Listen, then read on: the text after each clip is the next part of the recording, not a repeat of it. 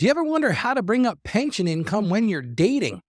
Especially when you find yourself re-entering that dating world later in life. Well, stick around as we dive into a story today about my client named Jeff. Now, Jeff found himself navigating the dating scene in his 60s. So we're going to explore some creative and maybe even some funny ways to tackle those tricky financial conversations. How can you discuss your pension income during the dating process? That's the question we're answering today. Well, let's take a look back at yesterday's show. Now, yesterday we covered the top 7 debt collection scams that you'll want to avoid. And if you missed it, I'm going to highly recommend you go back and check it out. It was truly packed with crucial information to protect yourself from those sneaky scammers, and nobody wants to deal with those sneaky scammers. Well, now let's get to today's listener question. Remember, before I even say the question today, this show is all about answering your questions. That's why I call it Ask Ralph. And if you've got a burning question about finances or faith or somewhere in the middle, just head over to justaskralph.com and submit it. Who knows, your question might be featured on a future episode. Well, today's question comes from Bernadette. She writes this: Dear Ralph, I recently lost my husband of 40 years and I'm considering dating again. I'm worried about how to bring up my pension and financial situation with potential partners. How can I navigate this sensitive topic without seeming too forward or money-focused? Thank you for your advice and for what you do on the show. It's been a blessing during this difficult time. Well, Bernadette, let me start by saying my heart goes out for you. I've never lost a spouse. I've had many clients who have done it, and I understand it's one of the most difficult things that you go through. So my heart goes out to you, and your question is perfect. Listen, venturing back into the dating world, I'm sure that's gotta feel daunting. Especially when you're in your later years, may I say your grayer years, and especially when it comes to discussing your finances. Well, this question reminds me exactly of a powerful verse from the Bible that I'd like to share with you. In the book of Proverbs, chapter 19, verse 20, it says, "Listen to advice and accept instruction that you may gain wisdom in the future." Now, Bernadette, this verse speaks directly to your situation. It talks about seeking advice on how to approach this delicate subject. Because you're right, you're showing wisdom and foresight, because it's not just about money. It's about building a foundation of trust and, more importantly, open communication in any new relationship you might form. Talk about my client, Jeff. Now, Jeff found himself in a much similar situation to yours, Bernadette. So this story might give you some ideas on how to approach your situation. Now, Jeff is this 65-year-old guy. Now, picture this. One morning, he's standing in front of his bathroom mirror. He's getting ready for his date with somebody, and he's practicing, how can I casually mention my pension over dinner? Sounds like the beginning of a joke, I thought, right? Sure, of course. But that was Jeff. And see, his situation was far from a laughing matter. See, Jeff had been happily married for 42 years. He's been a client of mine for many of those years, and I knew his wife well. But then all of a sudden, his wife developed cancer and she passed away. And that really hit Jeff hard. It would hit me hard. It hits everybody hard. Like Bernadette, it hit her hard too. So he spent 2 years grieving. He did 2 years of soul searching. And he finally arrived at this time. He decided it was time to open up his heart and think about the possibility of companionship again. But in Jeff's case, there was really one thing holding him back. And that was, Ralph, how do I discuss my financial situation, particularly his pension? See, because Jeff had worked for the same company for 40 years. And he had a wonderful, substantial pension. And the truth be told, Jeff was comfortable financially. He wasn't a flashy guy. He wasn't running around town like some kind of big baller, as they say. He drove a modest car. He lived in the same house that he'd share with his wife. And Jeff enjoyed those simple pleasures, like fishing and woodworking. He wasn't about the flashy stuff. He didn't need what everybody else had. And I remember one time he came in, we were talking about his taxes, and he said, Ralph, he said, listen, I want to be honest about my finances from the get-go with this dating situation, but I don't want to come across as bragging or have someone interested in me just for my money. So he asked me a very difficult question. He said, Ralph, how do I bring this up without making it awkward? And the truth is, Jeff had asked me an excellent question. And I could see the genuine concern in his eyes. He wasn't just worried about protecting his assets. Jeff saw the bigger picture. He wanted to build a relationship based on mutual understanding. And more important for Jeff is that trust. He had built that trust up with his wife. And now he is re-entering the dating realm, and he wanted to build that trust with somebody new. So what did we do? Well, we sat down and devised a plan. Now listen, I am not a counselor, but I often tell people I wear that hat sometimes. Truth is, in my practice, it seems like I wear many hats these days, and maybe that's a topic for another show. So Jeff and I sat down, we talked about the importance of timing. I think this was a critical point. I said to Jeff, listen, there is no need to bring up detailed financial information on the first few dates. Truth is, Jeff, this might not be a long-term relationship. We all go into it with the hopes that it will be. So in other words, what we did was we talked about, look, we're not going to bring it up at first. So we focused on some natural ways to introduce that topic into a conversation. We talked about how to handle the pension, how to handle that financial planning in general. And if you missed it, I did a show about a week ago with a financial relationship expert, and I would encourage you to go to listen to that because it really talks about some of the same things we're going to talk about today. And I'm going to put a link to that in the show notes. So Jeff and I came up with a few what I'll call novel creative approaches. And the first one is this. We called it the future plans approach.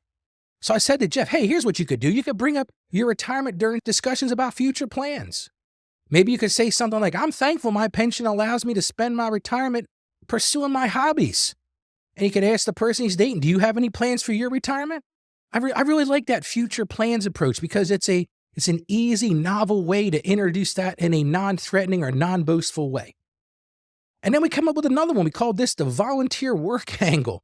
Now, Jeff was a guy that volunteered. Once he had retired, he was involved in his church's financial literacy program. So this was very important to Jeff because he saw how this could impact relationships. So we came to the idea that he could mention this volunteer work, which would naturally lead to discussions about financial responsibility and planning. I thought that was a great idea. I said, Jeff, that would work. That volunteer work angle would work.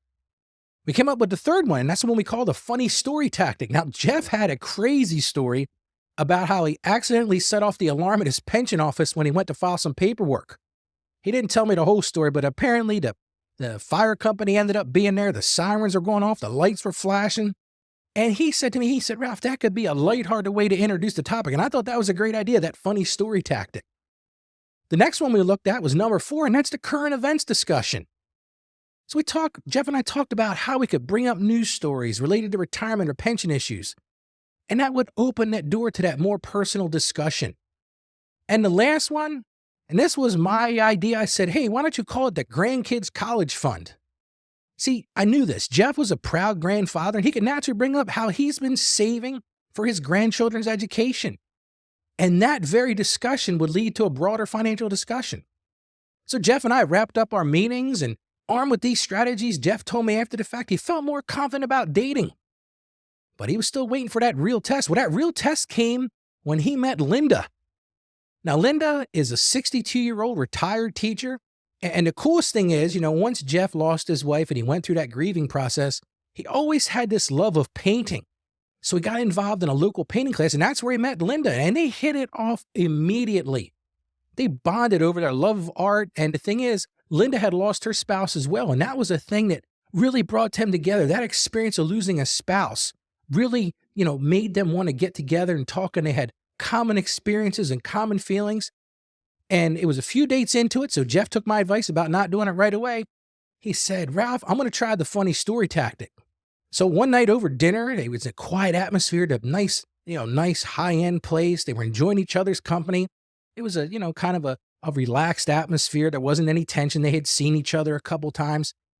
And Jeff said, the funniest thing happened when I went to the pension office last month. And he launched into that story about setting off the alarm. Now, to his surprise, Linda jumped out laughing because guess what? Linda had shared her own story about getting locked in the teacher's lounge on her last day of retirement, the last day before retirement. And what that did was that opened up a natural, comfortable conversation about their respective retirements and their individual financial situations. And Jeff was able to mention his pension without feeling forced or boastful.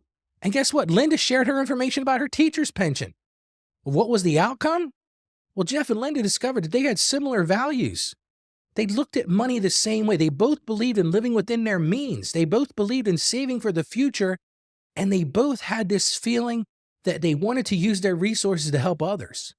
And listen, this was financial compatibility, and it was huge. And coupled with their shared interest with the painting and the volunteer stuff, it formed a strong foundation for their relationship. Well, guess what? 2 years later, Jeff and Linda get married. And it's funny, when they come in to get their taxes done every year, they often joke about their initial awkwardness in discussing their finances, and they are both grateful for that open communication they established. I guess it turned out they were my first real counseling client. So you might ask yourself, Ralph, what can we learn from Jeff's experience? So here's some key takeaways. And the first one is crucial. Timing is everything. You don't want to rush into detailed financial discussions too early in a relationship. It's just not the place for it.